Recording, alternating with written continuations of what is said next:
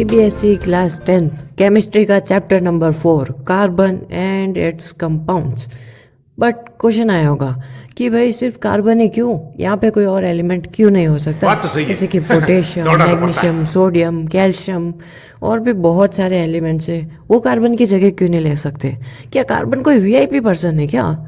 या फिर कार्बन बहुत ज़्यादा सेलिब्रिटी टाइप का है, या फिर इसमें बहुत ज़्यादा स्पेशल प्रॉपर्टीज़ हैं? चलो इसके बारे में हम लोग आगे बात करते हैं।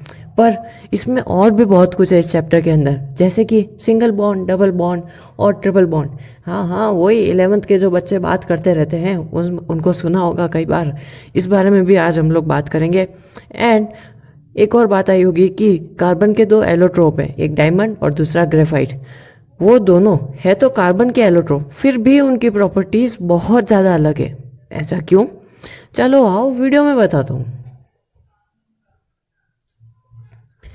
हेलो गाइस, मैं उदिराज और स्वागत करता हूँ आपका मेरे एक और नए वीडियो के अंदर।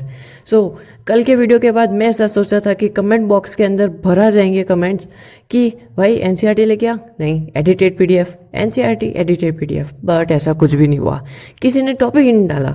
बस मुझे इंस्टा पे एक मैसेज आया कि ब्रो प्लीज़ एनसीईआरटी वाला ही डालना। मैंने एनसीईआरटी को ही रखा कंटिन्यू।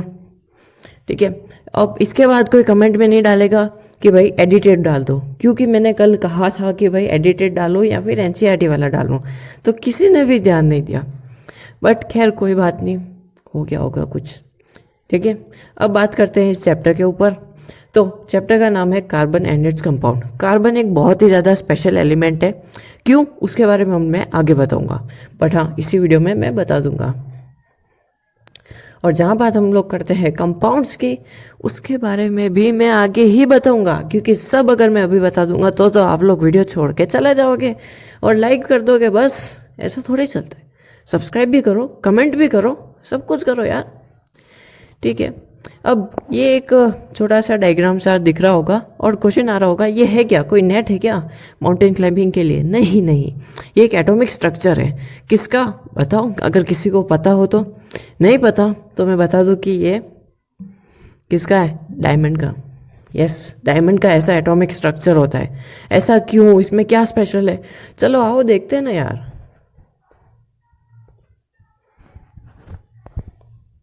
तो चलो मैं एक ओवरव्यू दे देता हूँ कि आखिर जो नोट्स हैं वो किस टाइप के हैं। इसके अंदर कुछ भी कोई भी ऐसा वर्ड है जो नया आया है, गूगल सर्च या फिर किसी भी डिक्शनरी की ज़रूरत लेने की कोई ज़रूरत नहीं है। इसके अंदर सब कुछ एकदम फर्स्ट क्लास तरीके से गुड हैंडराइटिंग के अंदर लिखा हुआ है। बट उससे पहले चलो मैं कार्बन का थोड़ा सा इंट्रोडक्शन दे देता हूँ, क्योंकि किसी भी टॉपिक के ऊपर बात करने से पहले हमें उस टॉपिक के बारे में थोड़ा सा तो नॉलेज होना ही चाहिए, राइट? इतना तो पता हुआ कि कार्बन एक एलिमेंट है और उसका जो एटॉमिक नंबर है वो है 6। ठीक है, अभी के लिए इतना देख लो। पहले कार्बन की थोड़ी सी हिस्ट्री एंड जियोग्राफी देख लेते हैं। कार्बन जो है, ऐसा समझ रहे होंगे कि भाई जितने भी चीज़ें हैं ना आजकल मोस्टली कार्बन से बन रही है, एंड चैप्टर भी हमारा कार्बन से है। तो कार्बन तो होलसेल भाव में होगा ना हमारे अर्थ क्रस्ट में, यानी कि एकदम कूट कूट के भरा हुआ होगा। बट ऐसा नहीं है यार, हमारे अर्थ के क्रस्ट के अंदर सिर्फ 0.02% कार्बन है। और हमारा जो एटमॉस्फेयर है ना उसके अंदर भले ही कार्बन डाइऑक्साइड है, भले वो कार्बन का एक ऑक्साइड है, बट वो भी सिर्फ 0.03% है। बताओ। एंड मैं एक और बता दूं कि ये जो कार्बन है ना बहुत ही ज़्यादा अर्थ के क्रस्ट के अंदर बहुत ही ज़्यादा कम मिलता है और बहुत मुश्किल से मिलता है। इसी के लिए तो स्पेशल है। जो चीज़ मुश्किल से मिलती है वही तो स्पेशल है, आसानी से मिल जाती है वो थोड़ी स्पेशल होती है। अब इसके बाद आ जाते हैं हम लोग bonding in carbon and the covalent bond. अगर किसी को कुछ समझ में नहीं आ रहा है तो नीचे कमेंट में डाल देना। वैसे भी हम लोग इतना धीरे धीरे चल रहे हैं कि सब कुछ समझ में आ जाएगा। हम लोग जल्दी नहीं कर रहे, देखो slow and steady wins the race. ठीक है, ना ज़्यादा जल्दी ना ज़्यादा लेट। तो bonding in carbon and the covalent bond. But उससे पहले मैं थोड़ा सा आयोनिक कंपाउंड का मैं इंट्रोडक्शन दे देता हूँ, क्योंकि क्या पता 10th की साइंस को पढ़े बहुत दिन हो गए हैं, साइंस के एग्ज़ाम में लास्ट टाइम पढ़ी थी। तो चलो आयोनिक कंपाउंड्स को मैं थोड़ा सा रिफ्रेश कर देता हूँ। आयोनिक कंपाउंड्स वो कंपाउंड्स होते हैं जिनका हाई मेल्टिंग और बॉइलिंग पॉइंट्स होता है। ठीक है, और उनके वो जो होते हैं ना, वो सॉलिड स्टेट में इलेक्ट्रिसिटी को कंडक्ट नहीं कर पाते, वो मोल्टेन स्टेट के अंदर इलेक्ट्रिसिटी को कंडक्ट कर पाते हैं। मैं एनसीईआरटी की लैंग्वेज में बोलूँगा, वीडियो थोड़ा सा लंबा हो सकता है क्योंकि क्या है भाई कि मैं हर एक वर्ड जिसका मतलब हल्का सा दिमाग में से अगर निकल भी गया ना तो भी मैं उसको पॉइंट टू पॉइंट बता रहा हूँ। तो इसीलिए थोड़ा सा तो देखो टाइम लग ही सकता है, right.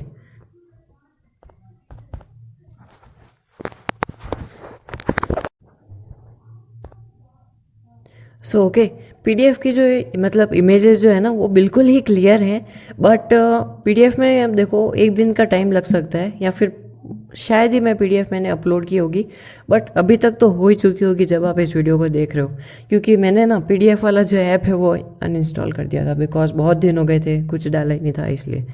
But don't take tension, PDF आपके सामने जल्दी ही होगी।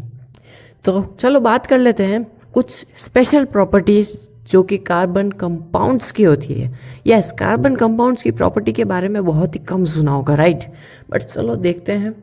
बट उससे पहले ये इसके ऊपर एक थोड़ा सा ध्यान दे दो, ये जो है ना ये सारे कंपाउंड्स है कार्बन्स के, ठीक है।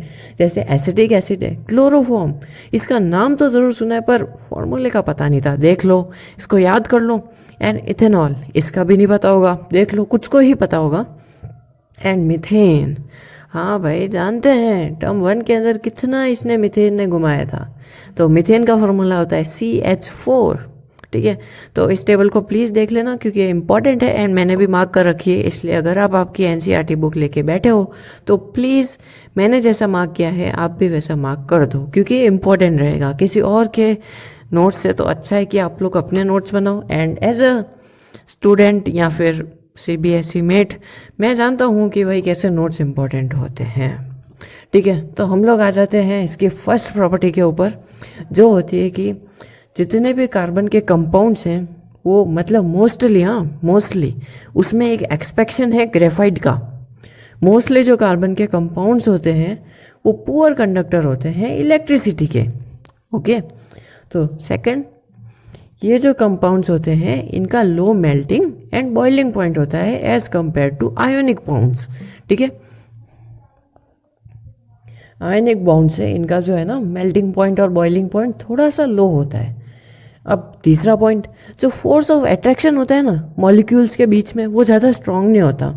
मतलब कि ये जो कंपाउंड्स हैं ये आयोनिक कंपाउंड्स के छोटे वाले भाई हैं, क्योंकि ये उनसे थोड़े से वीक से हैं। फिर इसका फोर्थ पॉइंट आता है, the bonding in this compound does not give rise to any ions. ये बहुत ज़्यादा इंपॉर्टेंट है। आयोनिक कंपाउंड्स उसके अंदर आयंस फॉर्म होते हैं, बट कार्बन कंपाउंड्स के अंदर आयंस फॉर्म नहीं होते। प्लीज़ इस बात का ध्यान रखना।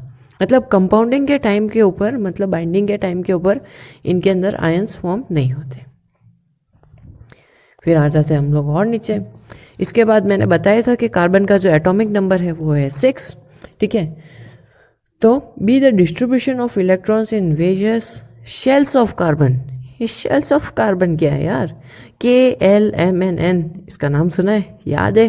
हाँ वही चक्री सा गोल गोल, नहीं आता? ठीक है भाई, आगे बता दूंगा, ठीक है। अब वैलेंसी ऑफ इलेक्ट्रॉन्स, ये भी थोड़ा सा खिसक सा गया है, राइट। कोई नहीं, आ जाओ इस लाइन पे आ जाओ।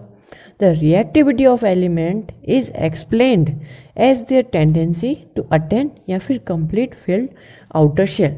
तो देखो ऐसा होता है कि कुछ शेल्स बनाए हुए, यानी कि कुछ रिंग्स है, ठीक है। हम शेल्स को याद नहीं रखते हैं, रिंग्स को याद रखते हैं। कुछ रिंग्स हैं जो किसी भी एलिमेंट को फिल करनी होती है। वो 2 से स्टार्ट होती है, फिर 2 से 8 एंड ऐसा चलता रहता है, ठीक है।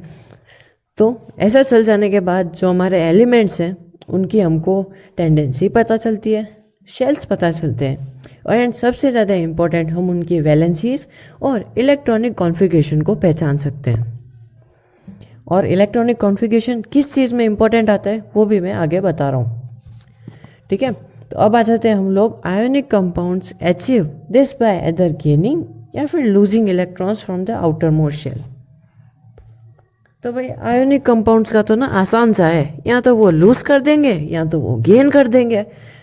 बट ऐसा होता है कार्बन के अंदर कि it has 4 electrons in its outer most shell and needs to gain or lose 4 electrons to attain noble gas configuration, ताकि मतलब कि एक नोबल बन सके, ताकि मतलब कि एक सीधा सादा एंड मतलब अच्छा सा मतलब एक स्पेशल बन सके। पर इसको नहीं पता कि ये बहुत ही स्पेशल है पहले से ही। मेरा फ़ोन इतनी एडिटिंग की वजह से इतना ज़्यादा ख़राब हो गया है कि अब मेरी बातें कम मानता है और खुद ही चलने लग जाता है। अब पता नहीं क्या हो रहा है इसके। हाँ, शायद ओल्ड फ़ोन हो गया है एंड एडिटिंग बहुत ज़्यादा हो रही है। ठीक है, एंड लेट इट बी। सो इसके 2 पॉइंट्स देख लो। थोड़ा सा जूम कर देता हूँ ताकि ये थोड़े से क्लियर हो जाए। ओके, सो फर्स्ट है इट कुल gain for electrons forming C4 minus. देखो, माइनस का मतलब है कि उसने गेन किए।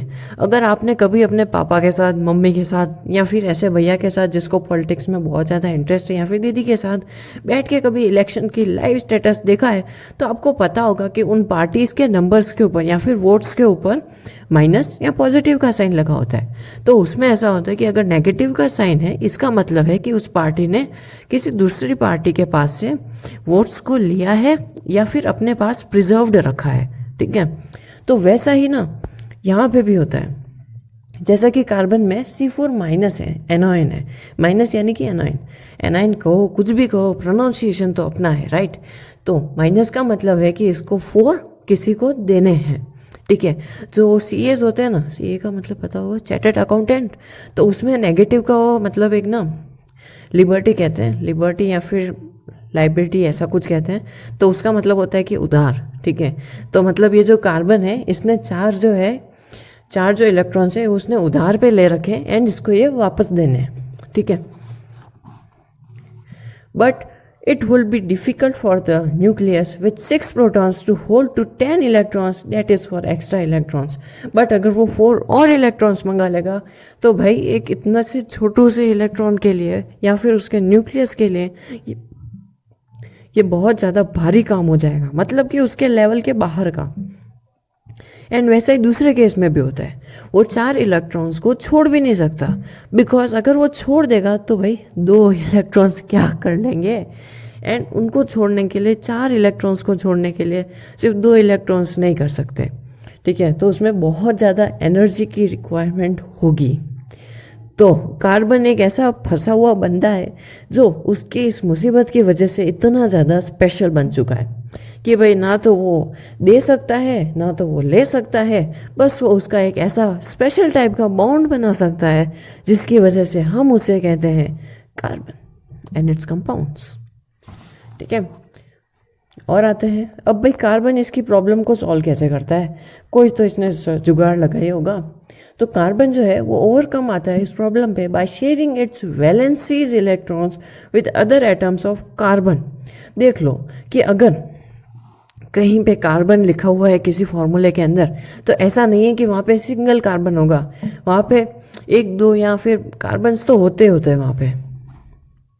ठीक है, तो उसी को हम लोग कार्बनिक बॉन्ड कहते हैं। या फिर वो किसी ऐसे के साथ अपनी जोड़ी बना लेता है जो उसके बहुत ही ज़्यादा मतलब दिल के करीब हो, या फिर उसका भी हाल उसी के जैसा हो, जैसे कि हाइड्रोजन। कार्बन एंड हाइड्रोजन हमने बहुत सारी जगह पे देखे हैं कि वो एक ही साथ रहते हैं, शायद हस्बैंड वाइफ भी हो सकते हो। ठीक है, जस्ट फॉर रिमेम्बरिंग। ठीक है, तो अब आ जाते हैं दूसरी लाइन पे।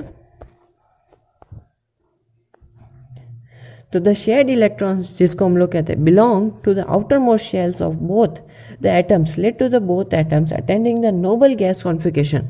तो इससे सिर्फ एक ही एटम नोबल गैस नहीं बन जाता, दोनों ही एटम नोबल गैस कॉन्फिगरेशन बन जाते हैं। यानी कि बस उनका ज़िंदगी का मकसद ख़त्म हो जाता है, यानी कि उन्होंने अपने लक्ष्य को पा लिया, नोबल गैस बन गए।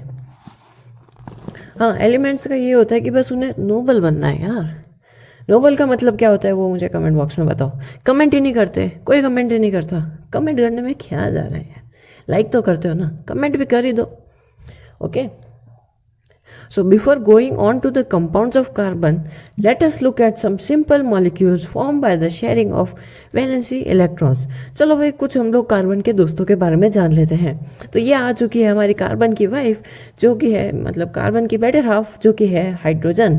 ठीक है, तो मैं ऐसा क्यों कह रहा हूँ, क्योंकि हाइड्रोजन के भी हाल कार्बन के जैसे हैं, क्योंकि उसका जो एटॉमिक नंबर है वो है बेचारे का 1, जैसा कि हमारे स्कूल्स में होता है क्यू में, यानी कि मतलब एक लाइन के अंदर जो सबसे आगे खड़ा रहता है, बेचारा उस बंदे की कभी हालत पूछना यार। और हम सब लोग आगे न आने के लिए कितनी मशक्क़त और मेहनत करते हैं कि भाई हम पीछे रह जाएंगे पर आगे नहीं आएंगे। पता नहीं आप लोग करते हो कि नहीं, बट हम लोग तो बिल्कुल करते हैं, कोई आगे ही नहीं आता। हमारे टीचर्स को किसी एक बंदे को पकड़ के फिर आगे लेके आना पड़ता है, चला गया यहाँ खड़ा हो जा, एंड फिर वो हमें पीछे देख के डायलॉग मारता है कि हम जहाँ खड़े हो जाते हैं लाइन वहीं से शुरू हो जाती है। सो उसको साइड में रखते हुए 2 हाइड्रोजन एटम्स जो है वो उनके इलेक्ट्रॉन शेयर करते हैं ताकि वो एक मॉलिक्यूल बना सके हाइड्रोजन का। ठीक है, ऐसे ऑक्सीजन के साथ भी होता है बेचारा, इसीलिए तो O2 हमेशा रहता है। अकेला उसको पसंद नहीं है यार, वो इंट्रोवर्ट नहीं एक्सोवर्ट है। इंट्रोवर्ट और एक्सोवर्ट क्या है यार, तू कहाँ कहाँ से वर्ड्स लेके आ जाता है।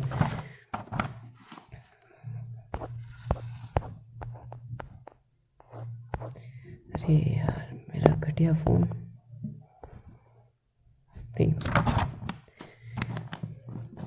सो ये एटॉमिक स्ट्रक्चर देख रहे होंगे, बट ऐसा मतलब कुछ टीचर्स कहते हैं कि एटॉमिक स्ट्रक्चर से मैं समझाता हूँ ताकि आपको अच्छे से समझ में आए, पर पहले एटॉमिक स्ट्रक्चर का डायग्राम तो समझाओ यार। डायग्राम समझाओगे तो हमें समझ में आएगा, डायग्राम ही नहीं समझ जाते पहले ही शुरू हो जाते हैं।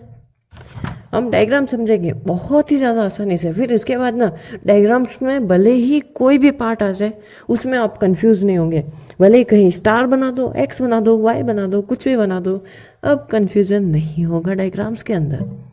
ठीक है, चलो यहाँ आ जाते हैं। अरे चलो, the shared pairs of electrons is said to be a constitute single covalent. जब दो एलिमेंट एक साथ मिल जाते हैं तो हम लोग उसको एक सिंगल कॉल्वेंट बॉन्ड कहते हैं, या फिर हम लोग सिंगल बॉन्ड कहते हैं। ठीक है, in between the 2 hydrogen atoms एक सिंगल कॉल्वेंट बॉन्ड बनता है जो कि रिप्रेजेंट होता है बाय अ लाइन से। उस लाइन का कोई स्पेशल नाम नहीं है, वो सिंपली एक लाइन है। पर वो लाइन कहाँ है मेरे भाई, वो लाइन ये रही, देखो कहाँ मर गई, या ये रही इस डायग्राम के अंदर। ये लाइंस देख सकते हो ना हाइड्रोजन एटम्स के बीच के अंदर, या ये वाली लाइन यहाँ पे भी H है एंड यहाँ पे भी हमारा H है। इसके बीच में जो लाइन है वो बताती है कि यहाँ पे कितने बॉन्ड्स हो रहे हैं। अगर यहाँ पे एक से ज़्यादा, अगर यहाँ पे डबल बॉन्ड हो रहा है तो 2 लाइन, ट्रिपल बॉन्ड हो रहा है तो 3 लाइन, और 4 बार बाउंड वाला हमारे अभी नहीं है, वो आएगा हमारे 11th में। ओके, सो उसके ऊपर इतना अभी फोकस मत करो, अभी सिर्फ ट्रिपल कंपाउंड्स का ही समझ लो, वो ही बहुत बड़ी बात है। ठीक है, अब आ जाते हैं हम लोग और आगे। तो अब हम लोग बात कर लेते हैं थोड़ी सी क्लोरीन के बारे में। हाँ यार, क्लोरीन वैसे बहुत चर्चा में है, पिछले चैप्टर में भी जहाँ देखो वहाँ क्लोरीन। अब देखो जो भी स्क्रीन पे चल रहा है ना वो मैं नहीं चला रहा, मेरा फ़ोन ही चला रहा है खुद। अब इसको मैं कैसे कंट्रोल करूँ, स्क्रीन भी काम नहीं करता, स्क्रीन भी काम करे ना तो अभी मैं इसको चला लूँ।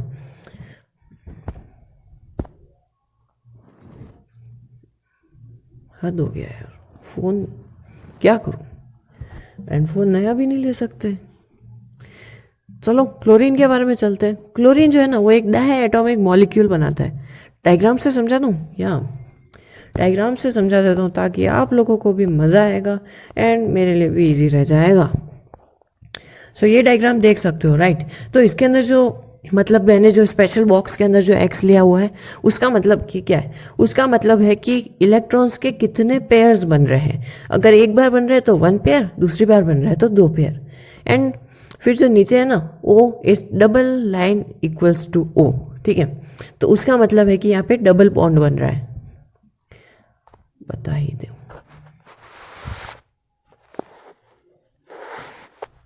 सो देखो यहाँ पे जो ये बन रहा है इसका एंड इसका दोनों का मतलब एक ही है यार, एक ही या एक ही है। सो यहाँ पे ये हमको पता लगता है कि कितने बॉन्ड्स बन रहे हैं, एंड यहाँ से भी हमको पता लगता है कि कितने इलेक्ट्रॉन्स के पेयर्स बन रहे हैं। ओके, सो ये था इलेक्ट्रॉनिक कॉन्फ़िगरेशन ऑफ ऑक्सीजन। अब आ जाते हैं हम लोग ट्रिपल बॉन्ड में, जो कि होता है हमारे नाइट्रोजन का। तो यहाँ पे देखो इलेक्ट्रॉन्स के 3 पेयर बन रहे हैं, 1 2 एंड 3। ओके, एंड ये जो है ना, एंड यहाँ पे भी देखो 3 लाइन्स है और ये करते हैं रिप्रेजेंट द सेम। पर इसमें अगर हम लोग थोड़ा सा नीचे आ जाते हैं तो आ जाता है थोड़ा सा एक कन्फ्यूजिंग पार्ट कि how to find the electronic configuration. ठीक है, तो इसमें कैसे, सबसे पहले तो है ना आपको उस जो भी एलिमेंट है उसका एटॉमिक नंबर पता होना चाहिए। फिर उसके पेयर्स बना दो 2 और 8 में, क्योंकि 10th में 2 एंड 8 से स्टार्ट होता है। बाकी वाला बाद के लिए छोड़ दो, बाकी को बाढ़ में जाने दो। अभी 2 और 8 का पेयर को याद रखो। के एल एंड एम इनिशियल्स को भूल जाओ, सिर्फ पहले 2 का पेयर बनेगा, फिर 8 का बनेगा, फिर 8 का बनेगा, फिर 2 का बन रहा है। बस 2 एंड 8 के पेयर में बनना चाहिए। ओके, अब क्या करो कि जो कुछ भी बच गया है ना उसमें से सबट्रैक्ट कर लो 8 को to get wanted electronic configuration. तो जब हम लोग जैसे एग्जांपल ले लेते हैं नाइट्रोजन का जो एटॉमिक नंबर है वो है 7, तो इसका क्या पेयर बनेगा, इसका सबसे पहले पेयर बनेगा 2 एंड 2 के बाद क्या बचा 7 के अंदर, वो है 5। तो 5 बच गया, वो ना तो 2 है एंड ना तो वो 8 है। तो हम क्या करेंगे कि उसमें से 8 को माइनस कर देंगे। तो हमारा क्या साइन आया, -3। बट -3 क्यों, पागल है क्या, 8 में से 5 को माइनस कर। या मैं जानता हूँ बट मैंने ये जानबूझ के किया, क्यों, क्योंकि ये जो नेगेटिव साइन है ना वो हमें बताता है कि हमें इलेक्ट्रॉन्स चाहिए। ठीक है, हमें 3 इलेक्ट्रॉन्स जो है वो चाहिए। अगर यहाँ पे 5 की जगह अगर 9 आता या फिर 10 आता ना, तो फिर इसमें पॉजिटिव साइन आता, जिससे कि हमें पता चलता कि भाई इतना जो इलेक्ट्रॉन है उसको हमको लूज करना है, यानी कि उसको हमको किसी को दे देना है। ठीक है, तो पॉजिटिव बताता है कि हमें चाहिए इलेक्ट्रॉन, नेगेटिव बताता है कि हमें इलेक्ट्रॉन्स नहीं चाहिए, बाहर में जाओ इलेक्ट्रॉन्स, तुम्हारा काम खत्म हो गया।